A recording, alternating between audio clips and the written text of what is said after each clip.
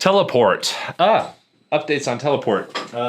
We talked about this a little bit last week, but we've been upgrading packaging, and this was the stuff that I wasn't able to show last week. The new shredder was able to come in, so we have this awesome new packing paper. This is not the final color. This was a demo that I was using the other day. The final color will actually be darker, but this lattice shape is really, really great for cushioning parts and protecting parts, so more delicate parts will be able to go in. Also, if you follow us on Twitter, we've been doing some micro part testing, and we got a little guy holding a sword who is about yay big or so. And we say, we don't recommend this, we don't recommend this, but we have optimized profiles over there so that really small stuff can be printed, but you still shouldn't do it because it's fragile, it breaks in shipping, it's unreliable in production. So simply because you can doesn't mean you should, but we're refining the system and expanding it that way. But yeah, new paper packaging going in, phasing in right now. White boxes becoming more common for smaller stuff. If you're shipping something larger, that goes back into the brown boxes. With Teleport, one of the things that we released here in like the last few weeks or so is we upgraded our feedback form. Rather than having it in the question mark in the support page of Teleport, we just pulled that out and we made a chat box that gives access to resources and immediate chat right there. We actually stole kind of that architecture from Stripe of like, just comment, let us know what you think right now. Just whatever you're thinking. The feedback from that has been fantastic because people have, since we've been improving Teleport and that kind of stuff, bug reports and everything else and problems and all the rest of it have been declining very quickly. It's very few compared to like when we released V2 and you have the transition of stuff breaking as you deploy new things. But so the feedback is wildly positive for the most part right now. Bad stuff is declining very quickly. So people are mainly using that chat box for feature requests. And good stuff has been coming through. So that has been great. And then we've been working on the Slant POD tutorial site to bring the FAQs and answers to questions kind of more forward. Obviously, if any of you watch the Slant POD channel, you know that there's been a lot of content about how to use Teleport going by. We're now that we've made a bunch of that, we're starting to aggregate it and combine it together. Like, here's how you onboard, and here's this trick, and this, that, and the other thing. So all of it's getting better, and the crank of improvement on Teleport is cranking through really well. And better quality parts have been coming through. People have really gotten kind of in the groove of like, oh, this is what should be printed and what shouldn't and that kind of stuff. So it's kind of filtered through all that upfront stuff that we've been going through for the last 6 months as people try out things. But yeah, existing sellers have been ramping. And of course, right here, we're not at the end of summer, but June, July, August are generally like slow season for shopping. But it's starting to come out of that. Generally, you'll see slowdowns in June, July, August. Already, we're seeing an uptick in general in sales of our users on Teleport. And we've seen new users circling back around and trying it again, all the rest of it. So just moving in a good direction overall over there. That all being said, now that Teleport's done as it will ever be, we'll always push new stuff. We've started moving into new features and new product development. And there is a major update coming to back end of Teleport here in the next 2 weeks. That'll get deployed. We'll probably break some things, but we're doing that deployment very quickly. There will be a day, a middle of the week day, like a Tuesday, where we will take down Teleport, put it into maintenance mode. You won't be able to log in for a second. We're going to do the upgrade. We're going to paint the walls, and then it'll open back up again. So it shouldn't be disruptive. That will have finished the rebuild and full deployment of Teleport V2 and any of the last kind of polishing that we wanted to do. We'll continue to polish front end and that kind of stuff. But moving into new features, we have cracked a very major new feature for Teleport. And we've been messing around with it for a while, and we couldn't ever really figure out how to do it correctly, but it gelled here in the last few weeks. So we've been working on it. It is going to be really amazing. Like going from nothing to the existence of Teleport, like not being able to outsource printing to being able to upload a file and connect it to your store and have parts auto-fulfilled. That was a giant step. That was a leap forward in how the world functioned. But this next one is equivalently big. Probably even larger because it's going to affect more people. It's going to make it so much easier to create a product than it has ever been before. And everything we've done with Teleport has always been on this mission of like, how do you help a kid in a dorm room create a product? How do you create the infrastructure so that somebody doesn't have to build a factory to build a product? And as we go through it, we're just like, what is the point of friction? What's the giant thing in the way of people selling or creating their product? And we're like, well, we're going to work on that then. And this new feature that we're releasing, that we will be releasing really soon, is a giant step on that democratization.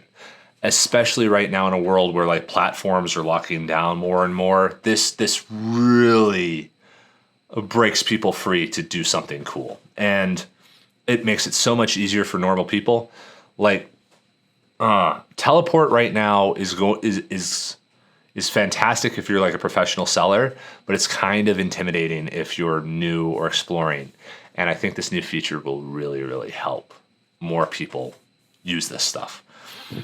That's all I'm going to talk about it, but it's going to be really neat when it releases. And I know that everybody watching this is going to really like it for a bunch of different reasons. We're going to be really careful with it. We are very generally kind of a shoot from the hip, get an MVP out the door, see if people care. We know people care about this.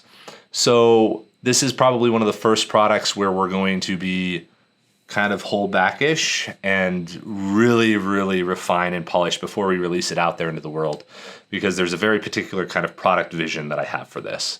So we want it to be just a really awesome experience right at launch and know that it's solid and stable and happy. And so it'll still be MVP, like it will still be feature limited, but I think it is going to be that MVP that people just like love right off the bat. It's really cool. It's going to be so cool. Alrighty then. So those are company updates. Moving into questions.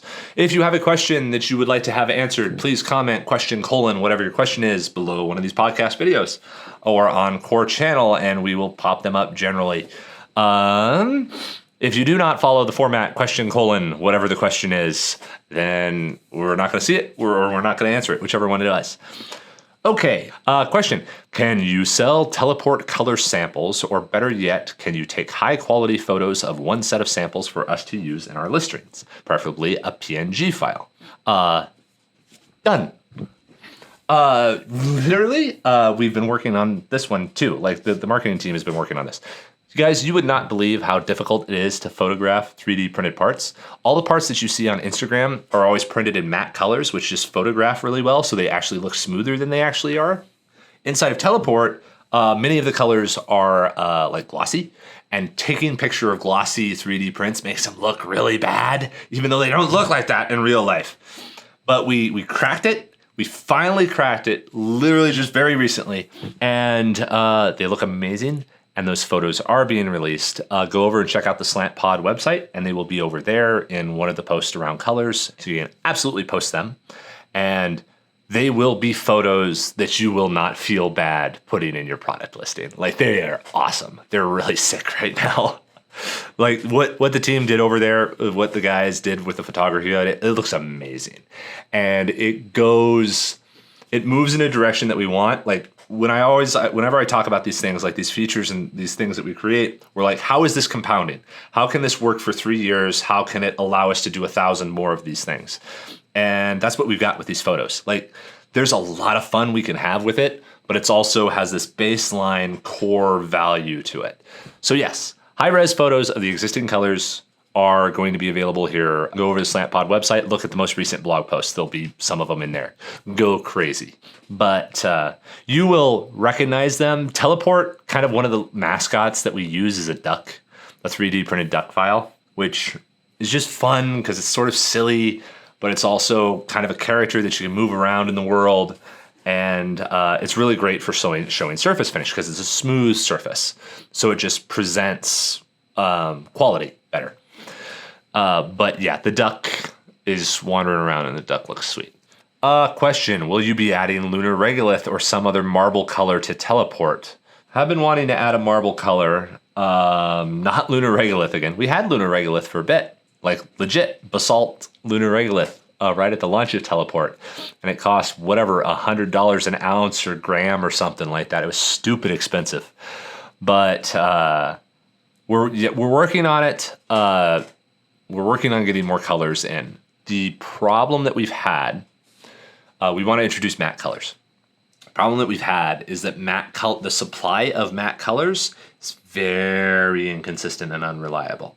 And the very last thing that we want to do is introduce colors and then jerk them back in a way to where like people have to update their listings or something or delist colors. We have solutions for that and we're getting them deployed. But like we want to be able to introduce like a color of the month on teleport or whatever it was. Like try this neon green with some of your products and see what happens. Like we want that experimentation, but it has to be an experiment. And if we introduce stuff, people sell on it all, and then we run out of supply or whatever it was and we jerk it back, that's bad for our sellers because they can't build something sustainable around that. So we want to make sure anything we introduce into teleport is reliable, consistent, and always available. And that's kind of what's been slowing down matte colors. Question, if I want to have automatically calculated shipping in Etsy while using teleport, what should I set it to?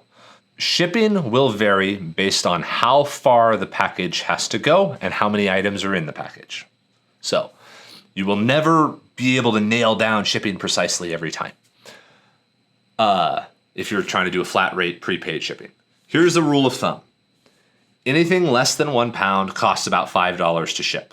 So add $5 to your price and now you have free shipping baked into the price. Anything over a pound costs about $11 to $12 to ship. Again, general rule of thumb inside the United States, but if it's going down the street, it might cost $2. And if it's going across the country, it might cost $13, that kind of stuff. So there's just a lot of variability in shipping. Have a robust pricing. Here, just general rule for pricing here too. If a 10% change in the cost of your product makes you unprofitable, you have wildly mispriced your product. Your product price should be 3x whatever the manufacturing cost is. Minimum. That's the minimum. That's a baseline. That's a good rule of thumb. But if you don't have that margin in there where you're like, oh, it cost me $10 to make and I sell it for $11, you have the worst business. Don't do that because a stiff breeze will screw up your whole business model. So don't do that. And yeah, that should help you.